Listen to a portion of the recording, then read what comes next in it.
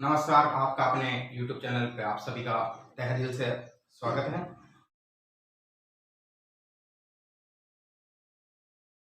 आज अपन जो भारत की स्थिति और भारत का परिचय है उसके बारे में पढ़ने वाले हैं।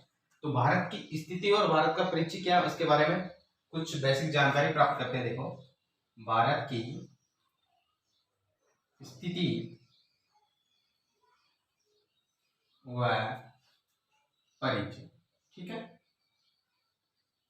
इसके बारे में अपन जानकारी प्राप्त करने वाले हैं। ठीक है, अब ध्यान रखना, सबसे पहले देखेंगे ये भारत है वो कहाँ लोकेटेड है, या स्थिति ग्लोब में अपन स्थिति को कैसे चेक करते हैं। ठीक है, उसकी बात करें तो ये क्या आपके पास एक ग्लोब है। ठीक, पहले मैं पूरे ग्लोब के बारे में समझा देता हूँ। ठीक है, ये ग्लोब है, ये गोला है। ग्लोब क्या है? ग्लोब जो पृथ्वी है उसका अध्ययन करने के लिए अपने एक गोलाकार आकृति लेते हैं, उस पर जो पृथ्वी का मानचित्रण करते हैं उस प्रतिरूप को क्या कहते हैं? अपन ग्लोब कहते हैं। ग्लोब का जो उत्तरी बिंदु है उसको अपन उत्तर दिशा से प्रदर्शित करते हैं, और जो ग्लोब का दक्षिण बिंदु है उसको अपन दक्षिण दिशा से प्रदर्शित करते हैं। जो दायां बिंदु है उसको अपन पूर्व दिशा से प्रदर्शित करते हैं, और जो बायां बिंदु है उसे अपन पश्चिम दिशा से। ध्यान रखना, जब कोई गोला होता है, ठीक, गोला होता है तो यहां से यहां तक आने में ये पृथ्वी है, ठीक है, और जब पश्चिम से पूर्व को मिला देते हैं अपन लाइन को, तो ये क्या करते हैं? इस गोले को दो बराबर भागों में बांट देती है, यानी आधा आधा भाग बांट देती है, यानी ये क्या हो जाते हैं? अर्धगोला। अर्धगोला, इसीलिए इनको कहते हैं गोलार्ध। क्या कहते हैं?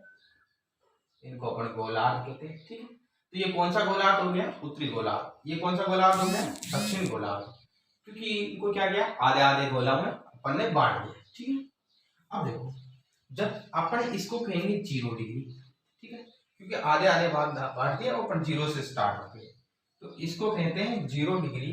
एंड 0 डिग्री से स्टार्ट करते हैं तो इसको अपन 0 डिग्री, जो ये आडी लाइन होती है इसको अक्षांश रेखा बोलते हैं। क्या कौन सी रेखा बोलते हैं? अक्षांश रेखा बोलते हैं। ठीक है, ये 0 डिग्री है। 0 डिग्री अक्षांश को अपन भूमध्य रेखा कहते हैं। क्या कहते हैं? भूमध्य रेखा कहते हैं। इसको इंग्लिश में इक्वेटर बोलते हैं। क्या बोलते हैं? इक्वेटर बोलते हैं। जब 0 डिग्री से अपन ऊपर तक जाएंगे तो ऐसे करके यहां तक जाने पर अपन ऐसे लंबवत है, यहां से ये पृथ्वी का केंद्र है, पृथ्वी के केंद्र से 90 डिग्री यहां तक अपन जा सकते हैं। जा सकते हैं, इसको मतलब कितनी लाइनें खींच सकते हैं? ठीक है, तो ऊपर जाएंगे तो 90 अक्षांश होंगे, इधर ऐसे ही नीचे जाएंगे तो नीचे भी कितने अक्षांश होंगे? 90। ठीक है, अब ऊपर 90 नीचे 90 +1, यानी कि कुल अक्षांश कितने हो गए? अक्षांश हो गए, कुल अक्षांश कितने हो गए? कुल अक्षांश अपने पास हो गए 181। अब ध्यान देना, ये 90 और ये 90 जब यहां आते हो आप और जब यहां आते हो तो आपको क्या प्राप्त होता है? एक बिंदु मात्र प्राप्त हो जाता है, यहाँ कोई लाइन नहीं होती। जब यहां से इधर भी 1 डिग्री, यहां से जब आप क्या, इस अक्षांश क्या होता है उसकी परिभाषा समझ लो। पृथ्वी के केंद्र से पृथ्वी की परिधि पर भूमध्य रेखा के साथ बनाया गया कोण क्या होता है? अक्षांश क्या होता है? पृथ्वी के केंद्र से भूमध्य रेखा के साथ पृथ्वी की परिधि पर बनाया गया कोण। तो ये भूमध्य रेखा थी, इस भूमध्य रेखा, ये पृथ्वी के केंद्र से यहाँ पे मैंने 1 डिग्री का कोण बना दिया, तो कौन सा अक्षांश हो गया? 1 डिग्री अक्षांश हो गया। ठीक है, अगर मैंने इधर भी 1 डिग्री अक्षांश बना दिया तो ये कौन सा डिग्री? 1 डिग्री अक्षांश। जब पृथ्वी के समान गोलार्ध में समान अक्षांशों को मिलाते हैं, ध्यान देना, 1 डिग्री से 1 डिग्री, ठीक है, ये उत्तरी गोलार्ध था, उत्तरी गोलार्ध में क्या, ये 1 डिग्री है और ये भी क्या है? 1 डिग्री। जब पृथ्वी के एक गोलार्ध में, समान गोलार्ध में, ठीक है, जब पृथ्वी के समान गोलार्ध में समान अक्षांशों को मिलाया जाता है, अक्षांशों को मिलाया जाता है। ध्यान देना, मैं अक्षांश रेखा की बात नहीं कर रहा हूं, ये अक्षांश है। अक्षांश रेखाएं क्या होगी, मैं जब पृथ्वी के समान गोलार्ध में समान अक्षांशों को मिलाने वाली काल्पनिक रेखा को अपन अक्षांश रेखा कहते हैं। 1 डिग्री को 1 डिग्री से मिला दिया तो ये क्या होगी, अक्षांश रेखाएं होगी। क्या होगी, अक्षांश रेखाएं होगी। ध्यान देना, पृथ्वी के समान गोलार्ध में समान अक्षांशों को मिलाने वाली काल्पनिक रेखा अक्षांश रेखाएं कहलाती हैं। ठीक है, अक्षांश रेखाएं की परिभाषा समझ में आ गई होगी आपको। अक्षांश क्या होते हैं, पृथ्वी के केंद्र से भूमध्य रेखा के साथ, पृथ्वी के केंद्र से भूमध्य रेखा के साथ पृथ्वी की परिधि पर बनाया गया कोण क्या कहलाता, अक्षांश। ऐसे कितने कोण बना सकते हैं अपन, यहाँ 0 डिग्री और इधर 90 तक, इधर भी 90 तक, यानी अक्षांश तो कितने हो गए अपने पास, 181। क्या अक्षांश रेखाएं कितनी होगी, ये भी तो बताऊं। यहां अगर आप पहुंचते हो, अगर यहां से यहां तक पहुंचते हो तो मेरे को बताइए कोई रेखा प्राप्त होगी। यहाँ 90 डिग्री, इधर भी 90 डिग्री, 90 डिग्री, दोनों 90 डिग्री क्या हो गए, संपाती हो गए। जब इधर से भी आप जाओगे तो यहाँ 90 आ जाएगा, जब इधर से भी आप जाओगे 90 आ जाएगा। 90 से 90 क्या हो जाएगा, एक दूसरे के ऊपर हो जाएगा, हो जाएगा नहीं हो जाएगा। जब 90 से 90 को मिलाओगे तो क्या होगा, लाइन बनेगी क्या, नहीं बनेगी, क्योंकि वह दोनों क्या है, एक दूसरे के ऊपर संपाती है। संपाती है, इसका मतलब क्या हुआ, एक बिंदु मात्र प्राप्त होगा, इसका मतलब रेखा प्राप्त नहीं हुई। क्या प्राप्त हुई, क्या प्राप्त हुआ, बिंदु प्राप्त हुआ। यहां भी ऐसे, यहां भी ऐसे, इसका मतलब कितने बिंदु प्राप्त हुए, 2। तो अक्षांश तो कितने थे, 181, इसमें से तो 2 बिंदु प्राप्त हुए, तो लाइंस कितनी हो गई, अक्षांश रेखाएं कितनी हुई, 179। ठीक है, कॉन्सेप्ट समझने की कोशिश करना। ठीक, ये हो गई। जब ऐसे अक्षांश रेखाएं होती हैं, आप समझ में आ गई होगी आपको, इनको अक्षांश रेखाएं क्यों कहते हैं। ठीक है, और सीधी सरल भाषा में जब आप बचपन में पढ़ते थे 9th 10th 11th क्लास में, तो आपको कह दिया जाता था कि पृथ्वी के गोलार्ध या पृथ्वी का जो ग्लोब है, जो पृथ्वी का प्रतिरूप है, उस पर क्षैतिज रेखा पे खींची गई, यानी आडी लाइनें जो खींची जाती है उनको क्या कहते हैं, अक्षांश रेखाएं कहते हैं। अक्षांश रेखाओं को अपन ने कॉन्सेप्ट, बेसिक कॉन्सेप्ट अपन समझ लिया, अक्षांश रेखाएं क्या। ठीक है, अब देखो यहां ऊपर जाते हैं तो ओ लाइन मिलती है 23.5 डिग्री। ठीक है, ये 23.5 डिग्री उत्तरी गोलार्ध में, कौन से गोलार्ध में, उत्तरी, यानी नॉर्थ गोलार्ध में। कौन से गोलार्ध में, नॉर्थ। इस 23.5 डिग्री नॉर्थ गोलार्ध को अपन कहते हैं कर्क रेखा। क्या कहते हैं, कर्क रेखा। ठीक है, इसी प्रकार 23.5 डिग्री नीचे भी होगी, तो बताओ 23.5 डिग्री नीचे, नीचे का मतलब कौन सा है, दक्षिण भाग है, यानी साउथ भाग, दक्षिणी गोलार्ध। नीचे का मतलब क्या हो गया, दक्षिणी गोलार्ध। तो 23.5 डिग्री दक्षिणी गोलार्ध को अपन क्या कहेंगे, अपन इसको कहते हैं मकर रेखा। क्या कहते हैं इसको, मकर रेखा। मेरे हिसाब से ये बात समझ में आ गई होगी। ठीक है, इसको उत्तरी ध्रुव बोलते हैं। जो 90 डिग्री उत्तरी अक्षांश है, मैं अक्षांश रेखा नहीं बोल रहा हूं, अक्षांश है, जो उत्तरी अक्षांश है उसको उत्तरी ध्रुव बोलते हैं, जो दक्षिणी अक्षांश है उसको दक्षिणी ध्रुव बोलते हैं। ठीक है, 90 डिग्री उत्तरी अक्षांश को उत्तरी ध्रुव बोलते हैं, 90 डिग्री दक्षिणी अक्षांश को दक्षिणी ध्रुव बोलते हैं। तो इस वाले अपन ने क्या क्षैतिज चीज तो पढ़ ली, अब क्या ऊर्ध्वाधर चीज भी पढ़ सकते हैं, बिल्कुल। ध्यान लेना, जो 2 अक्षांश रेखाएं हैं, यहां से समान डिग्री चलेगी, हमेशा समान डिग्री हो रही ना। जब आप उसको काटोगे, जैसे आपको आलू को ऐसे काटना है बराबर बराबर हिस्सों में, आलू को काटोगे बराबर बराबर हिस्सों में, तो मेरे को बताओ जब उसकी स्लाइसेस की मोटाई अगर सेम है तो यहाँ डिग्री, हर डिग्री का मान समान होता है। हर डिग्री का मतलब होता है कि एक दोनों लाइनों के बीच की, अगर ये 2 लाइनें हैं, इन दोनों लाइनों के बीच 2 डिग्री कोण है, और अगर ये 2 लाइनें हैं, इन दोनों के बीच भी 2 डिग्री है, तो जो इन दोनों के बीच की दूरी होगी वही इन दोनों के बीच की दूरी होगी ना। तो इसका मतलब क्या, अक्षांश रेखाओं के बीच की दूरी, 2 अक्षांश रेखाओं के बीच की दूरी आपस में हमेशा समान होती है। क्या होती, या चाहे इन दोनों अक्षांशों के बीच की दूरी याद कर लो, यहां जो जितनी दूरी आएगी वही चाहे इन दोनों अक्षांशों के बीच की दूरी याद कर लो, वह भी समान आएगी।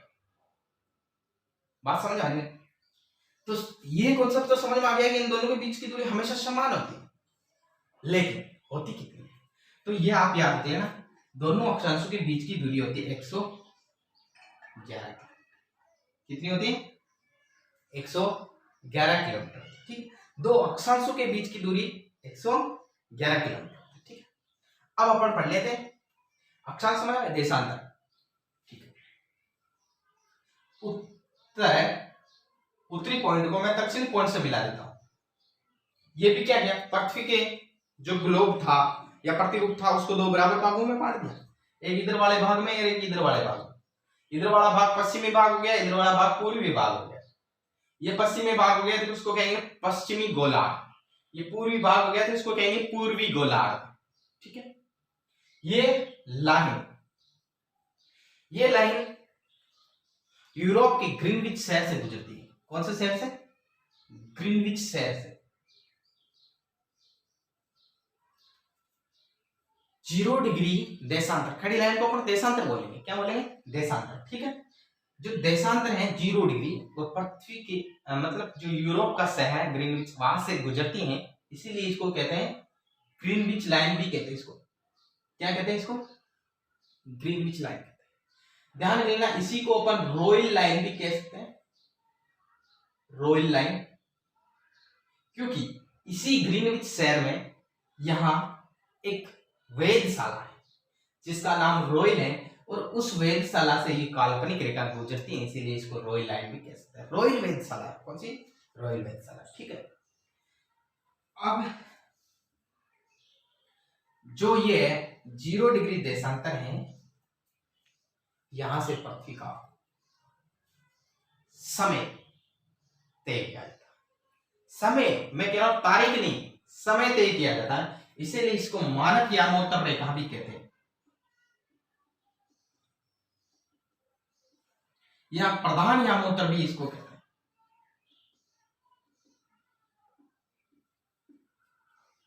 ठीक है, अब क्या, वही बात, पृथ्वी के केंद्र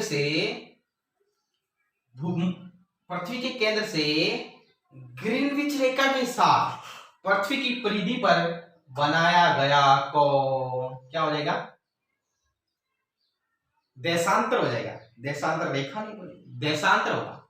या 1 डिग्री कोण बनाया तो क्या हो जाएगा? ठीक है,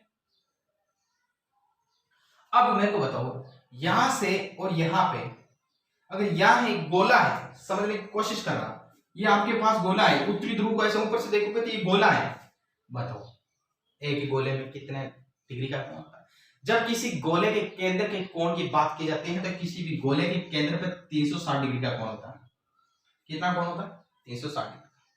और जब 360 डिग्री का कोण है तो समझने की कोशिश करना कि ये 360 भागों में बटा, तो इधर भी 360 भाग होंगे और इधर भी कितने भाग होंगे? 360 भाग। ठीक है, अब 360 भाग हो गए, समझने का कोशिश करना, 360 भागों की मैं बात करता हूं। तो यहां 180 इधर, 180 इधर, 180 इधर वाले हो जाएंगे, 180 इधर वाले हो जाएंगे। ठीक है, 360 हो जाएंगे। ठीक है, अब 360 जब इनको ऐसे मिलाया जाता है, जब ऐसे मिला देंगे इनको, समान देशांतर को मिला देते हैं तो समान देशांतर को मिलाते हैं तो देशांतर रेखाएं होती है। जैसे अक्षांश में यहां 0 डिग्री था, यहां देखो, यहां अगर ये 0 डिग्री को नीचे वाले 0 डिग्री से मिलाएंगे तो 0 डिग्री देशांतर। ठीक है, जिसको ग्रीनविच लाइन, रॉयल लाइन, प्रधान यामोत्तर रेखा या मानक समय या मानक यामोत्तर रेखा भी कहते हैं। ठीक है, 1 डिग्री को मिलाएंगे तो 1 डिग्री देशांतर हो जाएगा। तो क्या बात करें, तो ध्यान कोशिश करना, यहां आपको दिख रहा होगा, अगर यहां से स्टार्ट हो रही है, जब कोई भी यहां से पास में से स्टार्ट होती है, ऐसे जाएगी ये दो रेखाएं, तो मेरे को बताइए क्या यहां दूरी कम है कि नहीं है? जब ये यहां पहुंची, कहां? यहां पहुंची, इसका मतलब ये यहां पहुंच रही है भूमध्य रेखा पे। ठीक है, भूमध्य रेखा पे पहुंची तो बताओ दूरी ज्यादा होगी नहीं होगी? तो दो देशांतर रेखाओं की दूरी के बारे में बात करें तो दो देशांतर रेखाओं के मध्य की दूरी ध्रुवों की ओर बढ़ने पर घटती है। देखो ये ध्रुव है, यहां से यहां तक जाओगे तो घटेगी दूरी दोनों के बीच, और इधर जाओगे तो बढ़ेगी। तो देशांतर रेखाओं के मध्य की दूरी ध्रुवों की ओर जाने पर घटती है, और दो देशांतर रेखाओं की दूरी ध्रुवों से अगर भूमध्य रेखा की ओर जाते हैं तो दो देशांतर रेखाओं की मध्य अधिकतम दूरी कहां होती है? भूमध्य रेखा पर। एक चीज आपको नोट कर लेनी चाहिए कि भूमध्य रेखा पर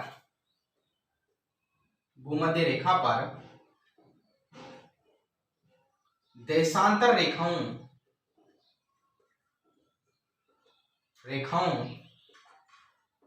व अक्षांश रेखाओं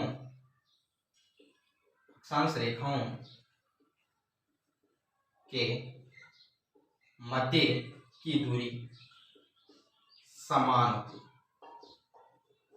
ठीक है, भूमध्य रेखा पर यहां जितनी दूरी देशांतर के बीच होगी उतनी ही अक्षांश के बीच होगी, यानी कितनी? 1। ठीक है, अब यहां से भारत की बात करें तो भारत कहां स्थित है? भारत यहां स्थित है।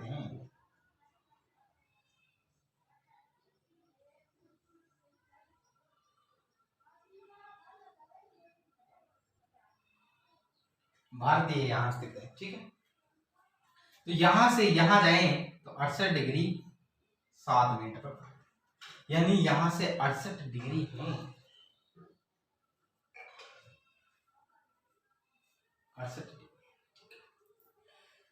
अब ध्यान रखना, मान लो ये सूर्य है,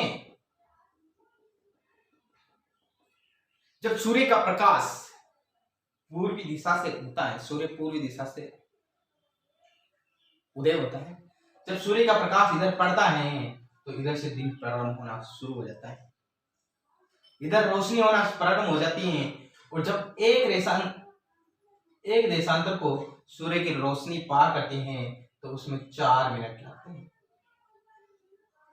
कितना समय लगता है उसमें? 4 मिनट लगता है। और अपन समय कहां से नापते हैं? प्रधान यामोत्तर रेखा से। इसी प्रकार जब यहां से समय नापा जाए तो भारत का जो समय रेखा है 82.5 डिग्री, जो भारत की मानक यामोत्तर रेखा है, भारत की समय रेखा है, उसकी बात की जाए तो भारत का समय 5.5 डिग्री आ गया। 5.5 घंटे का डिफरेंस है, भारत के समय में 5.5 घंटे का डिफरेंस है। यह बात है। यहां बात करते हैं भारत पे आगे। तो देखो भारत की बात करें तो ये भारत था, यहां 8 डिग्री 4 मिनट से ये 37 डिग्री 6 मिनट, और इधर 68 डिग्री 7 मिनट से यह इधर 97 डिग्री 25 मिनट। और भारत के अगर मैं यहां से नापूं, ध्यान कोशिश करना, यहां से अगर मैं यहां तक नाप लूं इसको, यानी कि बारी सीमा को स्थल से, तो ये लंबाई आएगी आपके पास 15,200। कितनी आएगी? 15,200। 15,200 भारत की भूमि रेखा है, स्थलीय सीमा है, जिसको आप स्थलीय सीमा कहते हैं।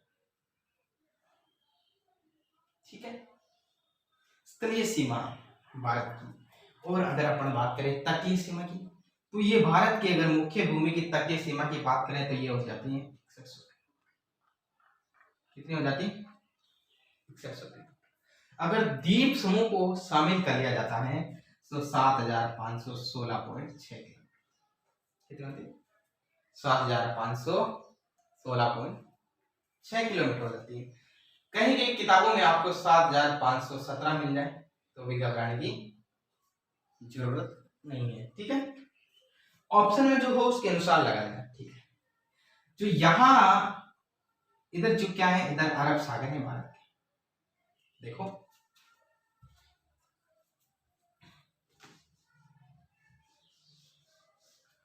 भारत की जो ये स्थलीय सीमा है ये 6100 किलोमीटर है, और जब इसमें द्वीप समूह भी शामिल कर लिए जाते हैं तो 7516.6 किलोमीटर हो जाती है। और इधर की बात करें तो ये ठीक है। इधर क्या है, अरब सागर है, इधर हिंद महासागर है, और इधर क्या है, बंगाल की खाड़ी।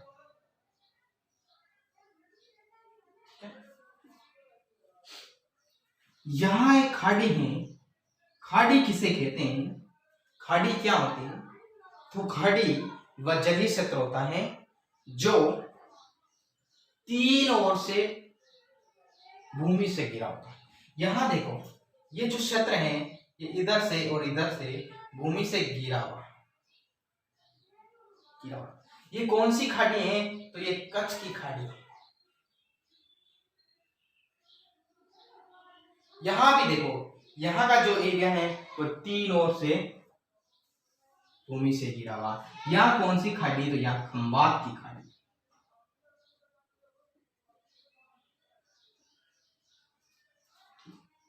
यहां देखो, यहां एक पुल है जिसको अपन आदम पुल या राम सेतु भी कहते हैं, ठीक है।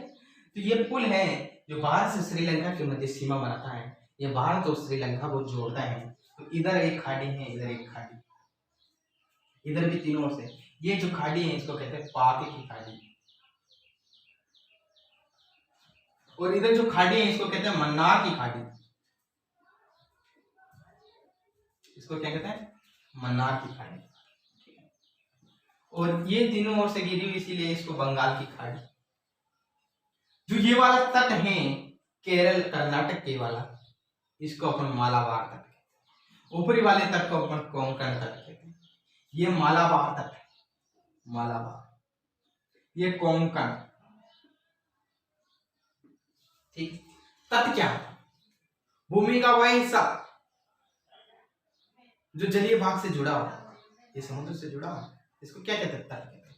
इधर जो तट है ये क्या सा तट है, और इधर जो तट है वो कौन सा तट है। यहाँ विश्व का सबसे बड़ा डेल्टा सुंदरवन है, पश्चिम बंगाल। यहाँ उत्कल, उत्तरी सरकार, उड़ीसा वाला तट को उत्कल तट कहते हैं, ठीक है। अब समझने की कोशिश करना, यहाँ एक द्वीप है जिसको आप लक्षद्वीप कहते हैं। यहाँ क्या है, लक्षद्वीप है। यह एक देश है, यहाँ एक लक्षद्वीप का दक्षिणतम बिंदु है जिसको अपन मिनिकोय द्वीप कहते हैं। एक द्वीप है यहाँ लक्षद्वीप का मिनिकोय द्वीप। यहाँ देश है मालदीव, मालदीव। इसको जिस डिग्री जो चैनल अलग करता है वो 8 डिग्री चैनल है। और जो यहाँ एक है लक्षद्वीप की राजधानी है कवरत्ती, जिसको अपन कहते हैं, कवरत्ती को मिनिकोय से अलग 9 डिग्री चैनल। यहाँ एक है, इसको अपन निकोबार द्वीप कह सकते हैं, इसको अंडमान कह सकते हैं। दोनों को मिलाते तो अंडमान निकोबार द्वीप समूह आप जानते हैं भारत एक केंद्र शासित प्रदेश। ये ऊपर में अंडमान द्वीप से है, नीचे निकोबार, अंडमान और निकोबार को अलग करता है 10 degree channel. 10 degree channel Andaman और निकोबार को अलग करता है। अंडमान किन भागों में बताओ, समझना। एक अंडमान जो द्वीप है उसके 4 भाग है। उत्तरी अंडमान, मध्य अंडमान, दक्षिणी अंडमान और ये लघु अंडमान, ठीक है, लघु अंडमान। यहां कोशिश करना कि जो लघु अंडमान और मध्य अंडमान है इन दोनों को जो अलग करता है, जो चैनल है या जो पास है या जो जलमार्ग है, उसको अपन डंकन पास कहते हैं। क्या कहते हैं, डंकन पास। और यहाँ मध्य, जो मध्य अंडमान है वहां पर इस केंद्र शासित अंडमान निकोबार द्वीप समूह की राजधानी पोर्ट ब्लेयर है। क्या है, पोर्ट ब्लेयर है। और यहाँ पे एक है मध्य अंडमान के साइड में एक द्वीप है जिसको अपन बैरन द्वीप कहते हैं। बैरन द्वीप भारत का एकमात्र सक्रिय ज्वालामुखी है बैरन द्वीप, वोल्केनो, ठीक है। और जब यहाँ ऊपर बात करें तो ये एक द्वीप आ जाता है जो म्यांमार यानी कि ब्रह्मा के क्षेत्र में आता है, इसको अपन कहते हैं कोको द्वीप।